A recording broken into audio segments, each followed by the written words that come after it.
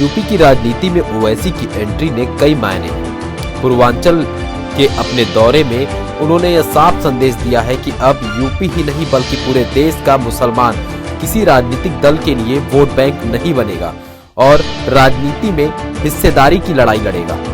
ओवैसी ने कहा है कि अब हम ना तो ताली बजाएंगे और ना ही सिर्फ वोट करेंगे बल्कि अपने हक के लिए लड़ेंगे। पूर्वांचल दौरे में कार्यकर्ताओं की भीड़ से उत्साहित ओवैसी ने सबसे अधिक हमला समाजवादी पार्टी पर बोला। मकसद साफ था कि ओवैसी की नजर सपा के मुस्लिम वोट बैंक पर है। उन्होंने सपा को न केवल सोशल मीडिया वाली पार्टी करार दिया बल्कि यहां तक दावा कर दिया कि 2022 में ओम प्रकाश राजभर की सुहेलदेव भारतीय समाज पार्टी के साथ उनका गठबंधन यूपी में बड़ा फेरबदल करेगा। इलेक्शन हम लड़ते हैं तो क्या मेरा मकसद ये है कि मैं किसी एक पार्टी को जिताऊं या हराऊं? मेरा मकसद होता है कि मेरा मोर्चा मेरे और मेरे मोर्चे के कैंडिडेट कामयाब हो। तो हार जीत तो लगी हुई है। ये जो गुलामी की जहनियत है कि नहीं आप इलेक्शन मत लड़िए, आप सिर्फ थाली बजाइए और हम वोट देते रहिए। अब राजनीति बदल चुकी भारत की।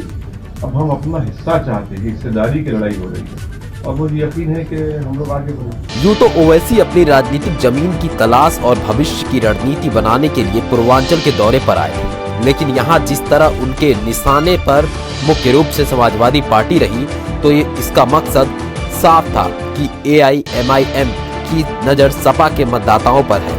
ओवैसी, ओम प्रकाश राजभर और तमाम दूसरी छोटी पार्टियों के साथ मिलकर मुस्लिम और राजभर वोटों के साथ ही बिखरे पड़े वोट बैंक को साधने की कोशिश कर रहे हैं। अगर वो ऐसा कर पाने में सफल रहते हैं तो इसका सबसे ज्यादा नुकसान समाजवादी पार्टी का होगा, जो फिलहाल यूपी के मुख्य विपक्षी दल है। जैसे बहुजन समाज पार्टी और कांग्रेस को भी ओवैसी का यूपी आना रास नहीं आ रहा है, क्योंकि ओवैसी की राजनीति उनका भी सियासी गणित बिगाड़ने का मुद्दा बन सकती है। इतना ही नहीं, ओवैसी के मजबूत होने का अर्थ होगा कि बीजेपी भी वोटों की ध्रुवीकरण का प्रयास तेज करेगी। फायर ब्रॉड नेता और मुख्यमंत्री योगी आदित्यनाथ के साथ ही प्रधानमंत्री नरेंद्र मोदी की जुगलबंदी राज्य में कई सियासी हलचल पैदा कर सकती है।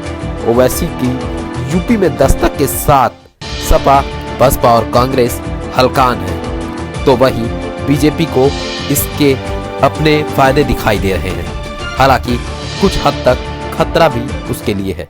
इसको जरूरत है आ जाए, हम तो तैयार हैं। राजभर साहब हमारे संकल्प मोर्चा के लीडर हैं, कन्वीनर हैं, हम उनके साथ खड़े हैं। उन्होंने साफ तौर पर कहा इस बात। यूपी की राजनीति में असदुद्दीन ओवैसी के एंट्री से सियासी समीकरण बदलते नजर आ रहे हैं। उत्तर प्रदेश में ओवैसी की ताकत बढ़ने का सीधा असर सपा, बसपा और कांग्रेस जैसे दलों पर होगा, तो वहीं बीजेपी को भी नई रणनीति बनानी होगी। मुस्लिम और दलित वोटों को साधने की ओवैसी की कोशिश सियासी दलों की धड़कनें बढ़ाने वाली है। वीडियो जर्नलिस्ट ऋतिक के साथ नगमा शेख, APN न्यूज़, लखनऊ।